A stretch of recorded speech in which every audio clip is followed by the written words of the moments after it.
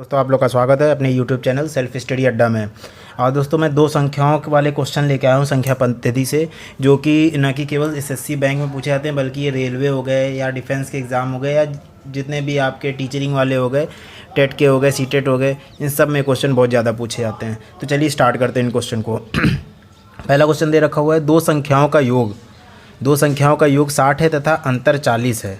तो 60 है और 40 अंतर, तो उनमें से बड़ी संख्या का मान क्या होगा। तो पहले हम लोग इसे ट्रिक से सॉल्व करते हैं, ठीक है दोस्तों। तो ट्रिक से देखिए, आपको योग दे रखा हुआ है 60, अंतर दे रखा हुआ है 40, तो आपका हो गया बड़ी संख्या हो जाएगा। आप दोनों संख्याओं का जोड़ दें और उसको भाग कर दें 2 से। जब भी पूछे बड़ी संख्या निकालना, योग दे रखा हो, तो आप दोनों योग और अंतर को जोड़ के उसको भाग कर दे 2 से। तो ये हो जाएगा 100/2, ये हो गया 50, ये हो गया आपका बड़ी संख्या 50। अब निकालना आपको छोटी संख्या निकालना होगा। तो आप जो योग में से अंतर को घटा दीजिए और भाग दे दीजिए 2 से। 2 से भाग दे दीजिए, ये हो जाएगा आपका 20/2, ये आ जाएगा 10। 10 हो गई छोटी संख्या, 50 हो गई बड़ी संख्या।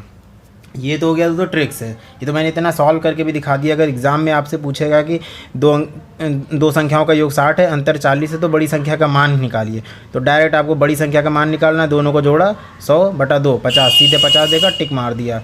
अगर छोटी संख्या पूछता 60 में से 40 माइनस किया, आपको देगा 20, 20 में से 2 से भाग किया 10, सीधे आंसर, ठीक है। ये तो ट्रिक था। अब इसको सॉल्व करते हैं जो इसका कॉन्सेप्ट है, क्योंकि बिना कॉन्सेप्ट के ट्रिक जानना बेकार है। क्योंकि ट्रिक आपको पता होना चाहिए, आपको कॉन्सेप्ट पता होना चाहिए, बिना कॉन्सेप्ट के ट्रिक नहीं बनता है, ठीक है। तो ट्रिक देखिए क्या है, आपको दे रखा हुआ दो संख्याओं का योग। तो दो संख्याओं का योग दे रखा है, तो पहली संख्या हमने मान ली x, दूसरी मान ली y, दोनों का योग दे रखा है 60। फिर x - y अंतर दे रखा हुआ है 40, ठीक।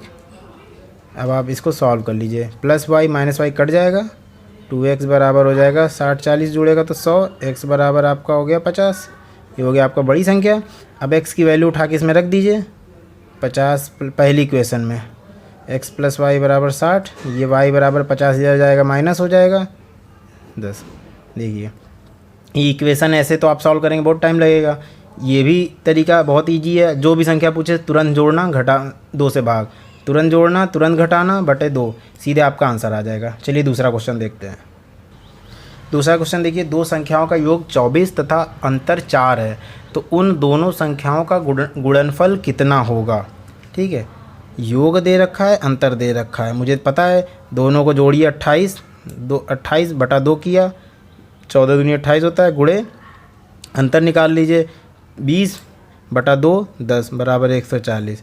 मैंने डायरेक्ट निकाल दिया, मतलब इतना भी करने की ज़रूरत नहीं थी। अभी मैंने बताया था ना कि योग और अंतर दे रखा हो, ये दोनों संख्याओं का गुणनफल पूछ रहा है, मतलब x और y की संख्या निकाल के दोनों गुणा करना होगा।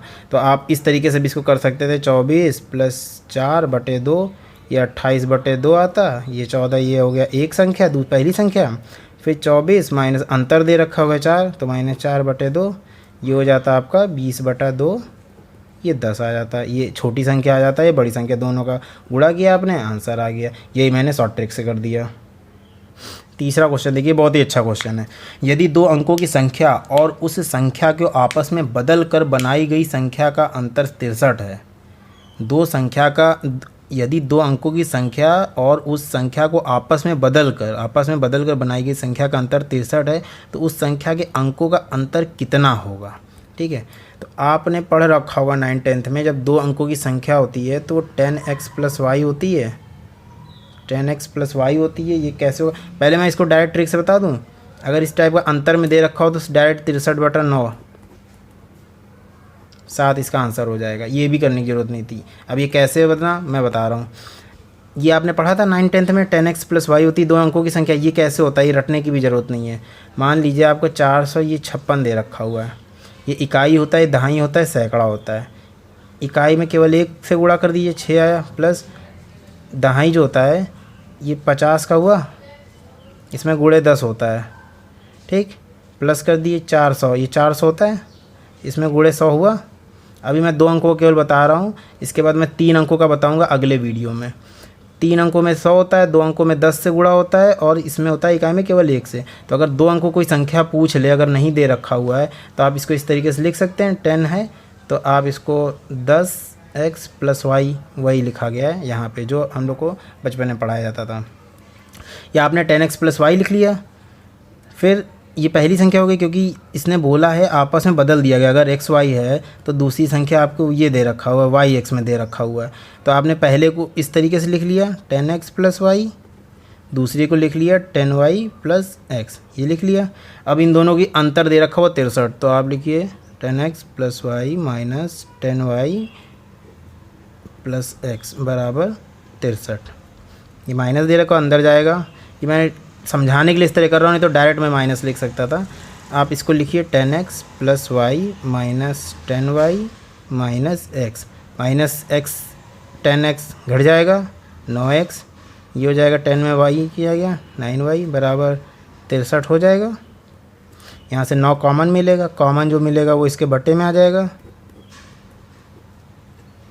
हो गया, डायरेक्ट मैंने यहाँ लिख दिया था, यहाँ पे देखिए डायरेक्ट किया था, 63 में 9 गया। जब भी अंतर पूछेगा तो हमेशा 9 से करेंगे, और जब भी योग पूछेगा तो हमेशा आप 11 से करिएगा। 11 से क्यों करेंगे? अगर इसको आप प्लस यहाँ पे बीच में करके सॉल्व करेंगे तब ये प्लस हो जाएगा ना, ये भी प्लस ये भी प्लस, तो ये दोनों जुड़ जाएगा। 10y और y जुड़ेगा तो 11y, और ये x जुड़ जाएगा तो 11y हो जाएगा। अगला क्वेश्चन करते हैं, सब क्लियर हो जाएगा अभी आपको। ये दे रखा है, यदि 2 अंकों की संख्या उस संख्या को आपस में बदल कर बनाई गई संख्या का योग 55 है तो उस संख्या के अंकों का योग कितना होगा? मुझे तो डायरेक्ट दिख रहा है, अगर योग दे रखा हुआ है तो 55/11 करिए, 11/5, 5 ही आंसर हो जाएगा। ठीक है, अभी मैंने बताया था कि एक संख्या अगर ये पहले ये था, इसको फिर बदल दिया गया, yx हो गया, तो पहली संख्या ये इस तरीके से लिख सकते हैं, 2 अंकों की संख्या पहली, और जो दूसरी वाली है वो 10y + x। मैं इसको सॉल्व करके बता रहा हूँ कि 11 कैसे आएगा। आप इन दोनों को जोड़ लीजिए, इन दोनों का योग दे रखा हुआ है 55, इसको जोड़िए 11x, ये जुड़ गया 11y बराबर 55, 11 कॉमन ले लीजिए बराबर 55, तो x बराबर y 55/11 हो जाएगा बराबर 5। यही आंसर आ जाएगा जो मैंने बताया था।